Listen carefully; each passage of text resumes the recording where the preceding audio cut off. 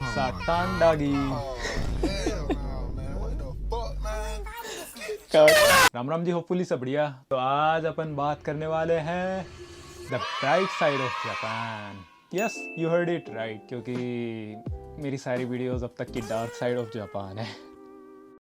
मैं बहुत टाइम से इस टॉपिक पे वीडियो बनाने का सोच रहा था, तो शुरू करते हैं। सबसे पहला पॉइंट जिसके बारे में बात करना चाहूँगा भाई, वो है education and job opportunity. Japan में किसी की दया नहीं चलती है भाई कि आओ कागज़ दिखाओ, ओके ओके आओ आओ आओ, वो सिस्टम नहीं है। पूरा मेरिट बेस्ड सिस्टम है। और इधर फॉर एग्जांपल अगर तुम कहीं भी स्कूल के अंदर जा रहे हो, even though in the high schools, मेरे का कॉलेज का एक्सपीरियंस है तो मैं कॉलेज का शेयर करूँगा, जिस चीज़ का एक्सपीरियंस नहीं है वो शेयर नहीं करेगा। तो कॉलेज की बात करते हैं। फॉर एग्जांपल जब मैं कॉलेज के लिए एडमिशन लेने के लिए गया था, तो उसमें उन्होंने मेरा मतलब पास्ट हिस्ट्री देखी थी कि अब तक मैंने क्या पढ़ा है क्या करा है, एंड देन फिर उसके बाद कॉलेज का एक एग्ज़ाम हुआ था और एक इंटरव्यू, जिसके अंदर उन्होंने देखा था कि भाई मैं किस टाइप का इंसान हूँ एंड मैं उस कॉलेज के अंदर सूट करेगा या नहीं करेगा, वो सब चीज़ था। कॉलेज के अंदर गया मैं, उधर अपनी पढ़ाई कंप्लीट करी। उसके बाद जब मैंने जॉब अप्लाई करा था, हाँ, जॉब एप्लीकेशन का ऐसा है कि वो ये ना देखता है कि भाई बंदे की नेशनलिटी थोड़ा बहुत अफेक्ट करेगी, बट अगेन वही बात होगी, मेरिट की बात होगी कि भाई मेरिट देखेंगे कि भाई तुम उस कंपनी को क्या प्रोवाइड करोगे, मोर देन के कागज़ के क्या। ओके ओके, तो इनका वही सीन है कि भाई जाओगे इंटरव्यू देंगे, तुमको एक एप्टीट्यूड टेस्ट देंगे या जो भी है उनका। तो मेरा तो कुछ एक आर्ट रिलेटेड ही टेस्ट था जो मैंने दिया था, और उसके बेसिस पे फिर उन्होंने डिसाइड करा था वेदर दे आर कोना गेव मी द, क्या बोलते हैं, जैपनीज एक वर्ड है यार, छोड़ छोड़ छोड़ छोड़। उन्होंने मेरा एक टेस्ट लिया था एंड इंटरव्यू उसके ऊपर डिसाइड करा था उन्होंने कि भाई उनको मेरे को जॉब देनी कि ना देनी। तो अब बात करने वाले भाई अपन क्लीनलीनेस की, एक है साफ़ सफाई।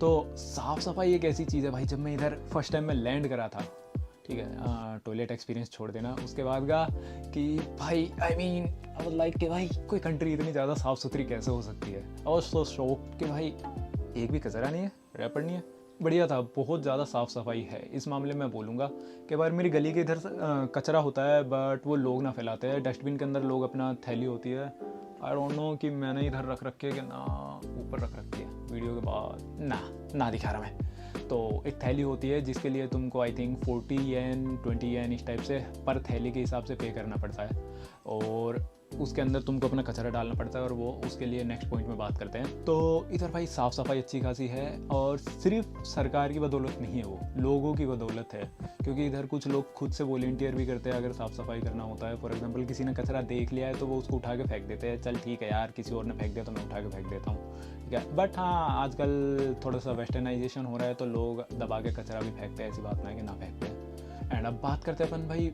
वेस्ट मैनेजमेंट की, जो कि एक बहुत अच्छा पॉइंट लगा मेरे को, जो कि कंफ्यूजिंग भी है बट स्टिल उसके अंदर क्या है कि इनकी जो वेस्ट मैनेजमेंट है उसके अंदर भाई दिन के हिसाब से इन्होंने सेट कर रखा है कि भाई मंडे को ये कचरा लेके जाएंगे, ट्यूसडे को ये, थर्सडे को ये, फ्राइडे ब्ला ब्ला ब्ला। तो उस हिसाब से कि मंडे को भाई सिर्फ ये मोएरिगोमी जो तुम्हारा बर्नेबल वेस्ट होता है वो लेके जाते हैं, ट्यूसडे को कौन सा है मेरे को ना पता, मेरे तो डोम का वो बन रखा है तो उसके अंदर रूम के अंदर जाके फेंक के आना पड़ता है, और उसमें सच उन्होंने कुछ लिख भी ना रखा है कि इस पर्टिकुलर दिन फेंकना है। वो 3-4 रूम उन्होंने अलग अलग बना रखे हैं, बर्नेबल, नॉन बर्नेबल, और तुम्हारा सेल्स वगैरह फेंकने के लिए एक अलग वो चीज़ है। तो उस हिसाब से उन्होंने सेट कर रखा है, बट हर एक चीज़ के लिए एक अलग अलग थैली आती है। फॉर एग्जांपल बर्नेबल के लिए एक अलग थैली है, नॉन बर्नेबल के लिए एक अलग थैली है, एंड तुम्हारा अगर कुछ वैसे फेंक रहे हो तो टिकट वगैरह आती है। अगर बड़ा कुछ फेंकना, फॉर एग्जांपल मेरे को ये चीज़ फेंकनी है तो इसको मैं ऐसे ना फेंक सकता हूँ, इसके लिए मेरे को एक टिकट खरीदनी पड़ेगी, उसको रखना पड़ेगा, और वो इलेक्ट्रॉनिक्स के उसके अंदर लेके जाएंगे इसको। तो वेस्ट मैनेजमेंट बहुत सही है और लोग उसको फॉलो भी करते हैं, फॉरनर्स ना करते हैं। हाँ, मैं करता हूँ, आई मीन मैं करता हूँ। बोतल को उसमें फेंकता हूँ, बोतल का जो रैपर होता है उसको फाड़ के बर्नेबल के अंदर डालता हूँ, बोतल का ढक्कन होता है वो किस में जाता है, हाँ वो तो उधर बोतल कैप का वो होता है, आई मीन कैप फेंकने के लिए एक अलग से डब्बा रखते हैं, क्योंकि मेरे डोम के अंदर इन्होंने सारा वो कुछ कर रखा है, हमको सिर्फ ये बोल रखा है कि बर्नेबल और नॉन बर्नेबल ये अलग से करना है, बाकी वो सब चीज़ उन्होंने सेट कर रखा है। बट इन फ्यूचर अगर मैं अपार्टमेंट के अंदर जाऊँगा तो मेरे को ये सारी चीज़ फॉलो करनी पड़ेगी, और वो सिटी हॉल जो है ना उसके लिए एक कागज़ देता है जिसके अंदर सब कुछ होता है, नहीं तो तुम्हारी जो कंपनी है ना अपार्टमेंट जिसका ले रहे हो वो भी एक्सप्लेन करता है, जो कि एक बहुत बढ़िया चीज़ है। मेरे को वेस्ट मैनेजमेंट का बहुत सही लगा इनका। दैन बात करते हैं अपन सिविक सेंस की, जो कि हमारे बहुत सारे लोग लैक करते हैं, नॉर्मल पब्लिक से लेके सबसे ज़्यादा तो यूट्यूबर्स लैक करते हैं सच बताऊँ तो, क्योंकि यूट्यूबर्स को ये ना पता है भाई उनको रुकना कहाँ पे है, कुछ भी शूट कर रहे हैं और सडनली किसी भी इंसान के मुंह पे ऐसे ले आएंगे भाई, विदाउट देयर कंसेंट। ये चीज़ है भाई, देख सी सिविक सेंस का एक अच्छा सीन है इधर। फॉर एग्जांपल अगर कोई कहीं पे शूटिंग कर रहा है तो विदाउट कंसेंट वो शूट नहीं करते हैं, कंसेंट वगैरह लेते हैं। मोस्ट ऑफ द टाइम्स क्या है कि हाँ भाई तुम रैंडम किसी जगह पे शूट कर रहे हो तो अगर ज़्यादा पब्लिक है तो इट कांट बी हेल्प। वो ये कि सी ये ट्राई करते हैं कि किसी और बंदे का वो ना आए, और अगर आता भी है तो ये अपने मतलब ब्लर वगैरह लगा देते हैं। खैर मैं ना लगाता हूँ मेरी वीडियोस में ब्लर, एडिटर मेरे काम चोर है, सॉरी। तो सिविक सेंस की बात आ गई। एंड अपार्ट फ्रॉम डैट कि ट्रेन के अंदर तुमने पता ही होगा कि कॉल पे बात नहीं करते, ये जो कि हमारे वाले बहुत करते हैं। हेलो, हाँ आवाज़ ना आ रही है भाई तेरी। अरे मैं तो मेट्रो में बैठा हूँ। तो सिविक सेंस में भी यार बहुत सारी चीज़ें ऐसी है। फॉर एग्जांपल हमारे उधर क्या है कि भाई अगर कोई गलती कर दी, मैं क्यों कहीं तक माफ़ी मांगूंगो, वो आके मेरा पाँव पड़ेगा। तो इनका वो सिस्टम ना है। इनका है कि फॉर एग्जांपल गलती कर दी, ना करी तो कई बार भाई 100 बार माफ़ी मांग लेते हैं। सुमिमासेन सुमिमासेन सुमिमासेन, तुम खुद शर्मिंदा हो जाओगे कि भाई मैंने कह ही ना चाहिए थी। ये इस टाइप का भी सीन है। बट ऐसा ना है कि हर कोई अच्छे है, बट सिविक सेंस में ये भी आता है यार। उसके अलावा ट्रैफिक रूल्स फॉलो करते हैं अपने, जैसे मैंने बोला अपना गार्बेज के रूल्स को फॉलो करते हैं सिविक सेंस में, वो भी आता है। लाइन बना के चलते हैं, वो भी है सिविक सेंस में, ठीक है। बहुत सारी चीज़ें हैं भाई जो कि मतलब ये फॉलो करते हैं, और ये अपनी ड्यूटीज़ को समझते हैं एज अ सिविलियन कि भाई इनकी क्या क्या ड्यूटीज़ है अपने नेशन के लिए। तो वो सब चीज़ को ये फॉलो करते हैं। Then let's move on to the next point, जो है कि अपना फूड रेगुलेशंस। अपने इंडिया में क्या है, FSI और FSSAI। इधर क्या है कि तुम्हारे जो फूड रेगुलेशंस इतना ज़्यादा हार्ड है कि जो भी तुमने शॉप वगैरह खोली है उसके लिए तुमको एक सर्टिफिकेट लेना पड़ता है। इवन दो आई थिंक तुम्हारा जो नॉर्मल स्टॉल भी खोल रहे हो तो उसके लिए भी तुमको अपना सर्टिफिकेशन वगैरह लेना पड़ता है, सब कुछ पास वगैरह करा के। एंड फिर तुम्हारा जो फूड है ना उसके अंदर कुछ होता है कि फॉर एग्जांपल मैं जब रेस्टोरेंट के अंदर पार्ट टाइम करता था, मैं ये ना बताऊंगा उधर का क्या अंदर का था, बट मैं ये बता सकता हूँ कि जो फ्रीज़र के अंदर था ना जो सामान, वो फ्रीज़र के अंदर भी एक लिमिट थी कि भाई इतने टाइम तक रहेगा। वैसे तो सेल्स दबा के होती थी, बट उसमें क्या था कि भाई फॉर एग्जांपल अगर कुछ बच भी रहा है, बिक ना रहा है, तो उसकी एक लिमिट थी कि भाई इतने दिन तक ही रहेगा। एंड जैसे वो फ्रीज़र से बाहर आ गया तो उसके बाद 2 दिन 3 दिन मैक्सिमम 5 दिन की लिमिट थी, और उसमें भी 5 दिन का वो था आई थिंक जो तुम्हारा फ्रीज़ के अंदर रखा है, ना कि बाहर। जो फ्रीज़ वाली चीज़ थी उसकी 5 थी, और उसमें भी वो था कि भाई मीट है तो उसके लिए 2 दिन या 3 दिन समथिंग का वो था टाइम। तो इधर बहुत स्ट्रिक्टली रेगुलेट करते हैं उस चीज़ को, ठीक है। फॉर एग्जांपल 2 दिन से पहले का कोई वो है तो ऐसे हटाया, नई पर्ची चिपका दी, वो सिस्टम ना था। ऐसे है डस्टबिन है फेंक दिया, इनका वो सिस्टम है सीधा। तो ये इस चीज़ को बहुत ज़्यादा सीरियसली लेते हैं अपने फूड के रेगुलेशंस को, और इनको पता है अगर इनके फूड की वजह से किसी को कुछ हुआ तो सरकार तो लगा देगी। इसलिए ये चीज़ अच्छी है भाई अगर कंपनीज फॉलो कर रही है, एंड आई होप कि उधर भी सब फॉलो करें। चलो भाई अब बात करते हैं भाई इंफ्रा की। तो इधर का जो इंफ्रा है भाई बढ़िया एकदम, ठीक है। फॉर एग्जांपल रोड्स वगैरह देख लो तुम इनका फ्लड मैनेजमेंट का जो सिस्टम है वो देख लो, ठीक है। बाकी स्ट्रीट लाइट वगैरह देख लो। मैं नॉर्मल बेसिक चीज़ों के बारे में ही बात करूँगा, ठीक है। तुम्हारा बस का सिस्टम है अच्छा खासा है। हाँ पहाड़ी वगैरह के अंदर तुमको दिक्कत हो सकती है, सिटी के अंदर अच्छा खासा है, ठीक है। ट्रेन का सिस्टम है वो भी अच्छा खासा है। हाँ वो बात अलग है कि रश आवर्स में भीड़ बहुत ज़्यादा है इधर। एंड तुम्हारा और क्या सिस्टम है, टैक्सी वगैरह है वो भी अच्छी खासी है। ऐसा है तो टैक्सी तो है ही अपने। अब बात करते हैं भाई कि इनका जो सिटी प्लानिंग है ना वो भी बहुत बढ़िया इन्होंने, आई थिंक मेरे को ईयर याद ना यार कोई इन्फॉर्मेटिव वीडियो तो है ना, मैं बस ब्राइट साइड बोल रहा हूँ तो मैं ईयर वगैरह बोलना रहा हूँ, और I don't have any script. तो सिटी प्लानिंग इनका क्या है कि फॉर एग्जांपल अगर तुम समुंदर की तरफ जितना जाओगे तो इन्होंने अपना लॉजिस्टिक है और अपना जो हैवी इंडस्ट्रीज़ है वो सारी उधर की तरफ सेट कर रखी है। एंड अगर तुम बीच में कहीं पे हो तो इधर इन्होंने कोई हैवी वर्क वाली इंडस्ट्री सेट ना कर रखी है, हार्डली 1 या 2 होएगी जहाँ तक मैंने देखी, इतनी ज़्यादा कुछ है ना। एंड तुम्हारा रेजिडेंटल एरिया है या फिर तुम्हारी बड़ी बड़ी कंपनीज है जिनका मतलब धुआं से या पोल्यूशन से इतना लेना देना कुछ है ना। तो आईटी की कंपनी है वो तुमको इधर की तरफ मिल जाएगी, मैकेनिकल की है, या फिर तुम्हारा वैसा कोई हैवी हार्डवेयर का काम है वो तुमको या तो समुद्र की तरफ मिलेगा या फिर तुम्हारा पहाड़ के अंदर मिलेगा जहाँ पे लोग इतने ज़्यादा है ना। तो इन्होंने इस हिसाब से अपना सिटी का प्लानिंग कर रखा है कि मतलब तुम्हारा कंपनी से इतना कुछ वास्ता होगा ही ना उस वाली से, आई मीन जिसमें कुछ मतलब पोल्यूशन वगैरह का वो है। तो इन्होंने वो सब चीज़ अपना सेट करके रखा है, पार्क वगैरह इन्होंने सेट करके रखे हैं अपने, ठीक है। और अपना उस हिसाब से इन्होंने मतलब सिटी का प्लानिंग करा था। ऐसा ना है कि हर जगह इन्होंने पूरा एकदम सिटी प्लानिंग कर रखा है। फॉर एग्जांपल जो कुछ पुराने इलाके हैं उनमें तुमको अभी भी भिड़ी मतलब इतनी भिड़ी सी गली मिल जाएगी कि उसमें एक इंसान ना चल सके ढंग से।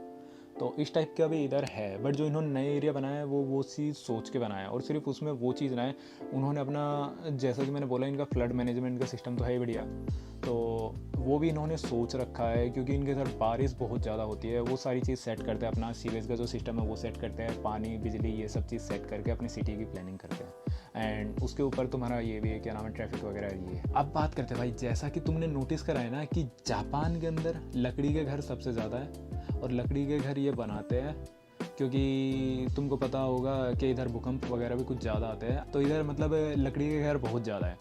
अब उस लकड़ी के घर के हिसाब से अगर तुम देखोगे ना, हद से ज़्यादा पेड़ है इनके इधर, हद से ज़्यादा है।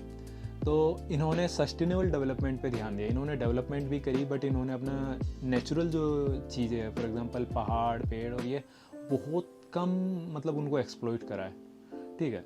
तो किस हिसाब से क्या करता है, आई थिंक मेरे को याद ना है, अजय पांडे की वीडियो थी किसी की थी, उसके अंदर उन्होंने बताया था कि मतलब ये पेड़ किस हिसाब से काटते हैं, पेड़ को काटते हैं बट इस हिसाब से काटते हैं कि वो पेड़ वापस से ग्रो कर जाए, अपने घर के लिए उसमें से लकड़ी निकालते हैं एंड देन घर वगैरह बनाते हैं, और वापस वो ही चीज़ जो है ना नेचर की है, उसमें से हल्का सा हिस्सा लिया, नेचर वापस उसको रीग्रो कर देगी। तो ये उस हिसाब से डेवलपमेंट करते हैं। अगर तुम एक चीज़ नोटिस करना, अगर कोई बंदा जापान आ रहा है, शिंजुकू के एरिया में आना, शिंजुकू का ग्योएन माए हो गया, मेरे को एरियाज याद नहीं है, बट ग्योएन माए के अंदर है आई थिंक तुम्हारा पूरा एक बड़ा सारा पार्क, ठीक है। या फिर तुम हाराजुकू चले जाना, हाराजुकू की एक तरफ बड़ी बड़ी सारी बिल्डिंग्स है, सेकंड तरफ हल्का सा हाराजुकू स्टेशन का, मतलब योयोगी कोइन की अगर तुम बोलोगे ना, तो उधर पूरा योयोगी का एक जंगल है, योयोगी का एक पूरा सा जंगल टाइप का ही है पूरा, ठीक है। तो उधर जाओगे भाई, तुमको पता ही ना चलेगा, योयोगी के अंदर घुसोगे जंगल आ गया, ठीक है, उधर से बाहर निकलोगे तो तुम्हारा पूरा शहर आ गया।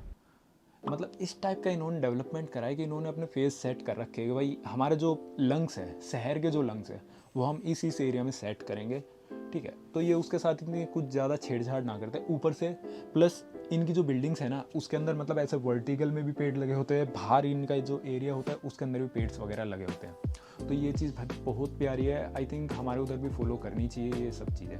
तो अब बात करते हैं भाई सबसे ज़्यादा जो फेमस चीज़ है, रेसिज्म। रेसिज्म का ऐसा है कि भाई जैसे बोलते हैं ना कि भाई फॉरेनर्स को देख के इनको मतलब दूर भाग जाते हैं, ट्रेन्स के अंदर बैठते नहीं हैं।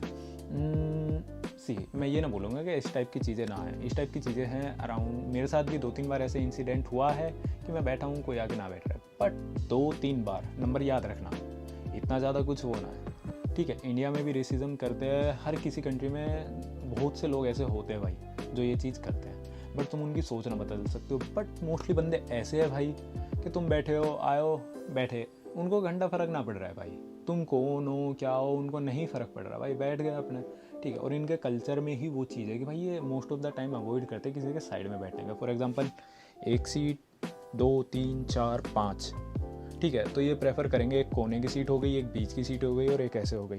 जब तक बीच की सीट मतलब खाली है तो बीच की सीट में बैठ जाएंगे। तो ये ट्राई करेंगे जितना उसके दूसरे बंदे को अवॉइड करने में, दो इफ़ ही इज़ जैपनीज़ और नॉट, ठीक है। तो इनका वो सब चीज़ है। बट इंटरनेट पे क्या है कि भाई मतलब जो फॉरेनर्स है उनके साथ बैठते ना है या उनको दूर, और ये इस टाइप का वो सीन है। तो इस टाइप का इतना ना है, सही बताऊँ ना 10% होगा, उस चीज़ को मैं मान रहा हूँ, बट उससे ज़्यादा ना होगा ये। बट ऐसा कुछ होना है भाई, मेरे को इंटरनेट का स्टीरियोटाइप लगता है कई बार। एंड द लास्ट थिंग जिसके बारे में मैं बताना चाहूँगा वो है कल्चरल प्राइड, कि भाई ये अपने जो कल्चर है ना उसको लेके बहुत ज़्यादा प्राइडफुल है। I think this is the best thing कि भाई कोई बंदा अपने कल्चर को लेके प्राइड फील करे, और ये चीज़ भाई मैटर करती है, इनके लिए करती है, ठीक है। तभी अगर तुम देखोगे आउटरीच आता है तो वो इसलिए आता है क्योंकि फॉरेनर्स आके इनके कल्चर को तबाह कर रहे हैं। और कल्चर ही एक ऐसी चीज़ है भाई जो एक कंट्री को बिल्ड करती है। Without culture I don't think कोई कंट्री मतलब एग्जिस्ट करती है और एग्जिस्ट ना भी करती है। एंड आई एम हैप्पी कि भाई कोई कंट्रीज़ तो ऐसी है, फॉर एग्जांपल चाइना है, वो भी अपने कल्चर को लेके प्राउड फील करती है, ठीक है। आई थिंक नॉर्थ कोरिया भी है, कोरिया भी है, तुम्हारा मिडल ईस्ट की कंट्रीज़ है, वो भी अपने पूरे कल्चर को शो करते हैं। एंड देन कुछ हमारे बंदे हैं जिनको घंटा फ़र्क ना पड़ता है, और कोई कल्चर को फील कर रहा है तो उसके उंगली करनी है। बस ये वीडियो इधर तक की थी, पसंद आए तो लाइक सब्सक्राइब और शेयर। मिलते हैं फिर नेक्स्ट वीडियो में, तब तक के लिए सावधान रहे, सतर्क रहे, सुरक्षित रहे। जय राम जी।